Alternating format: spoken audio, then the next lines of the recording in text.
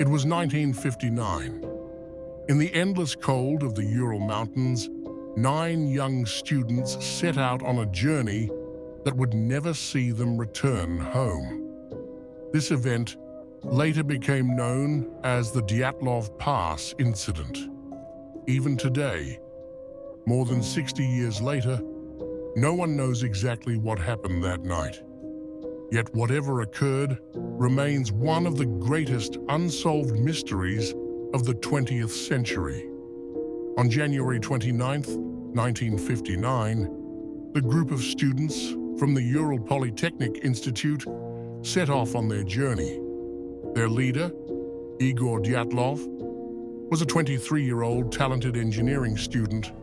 Alongside him were 8 friends and companions: Lyudmila, Yuri, Zinaida, Nikolai, Rustam, Alexander, Semyon, and Georgy.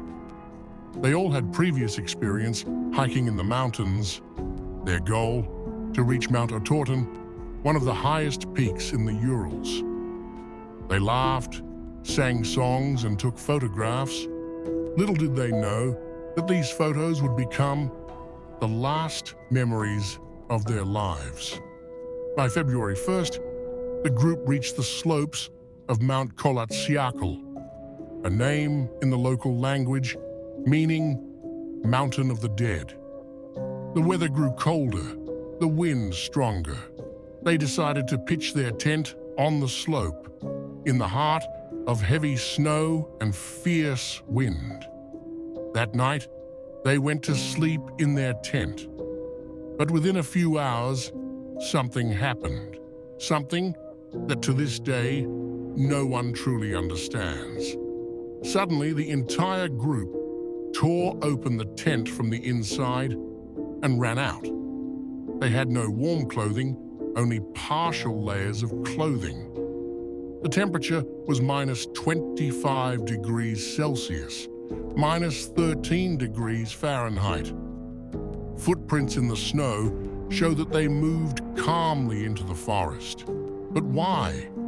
What were they running from? Strange marks appear in the snow.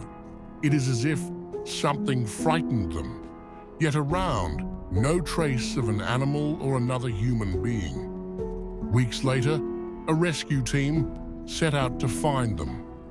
They found the abandoned tent. Inside, everything was in place: food, clothes, books. But the people were gone.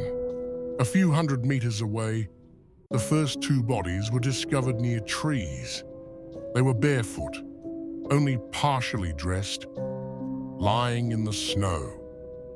Other bodies were found later, some with broken bones, some with unexplained injuries, one person without a tongue, another showing signs of radiation on clothing. Investigators were baffled. How could such a thing happen? The Soviet authorities quickly closed the case. The official report stated, "Death due to a compelling unknown force." But what does that mean? Unknown force? Human? Animal? Or something else entirely? Some say a sudden avalanche forced them to flee the tent. Others claim a secret military test or explosion occurred nearby. And some believe they encountered something beyond human comprehension. Years passed, but questions remain. Some researchers insist the cause was an avalanche, yet the evidence does not support the occurrence of a large avalanche. Others suggest infrasound or strange wind phenomena caused panic.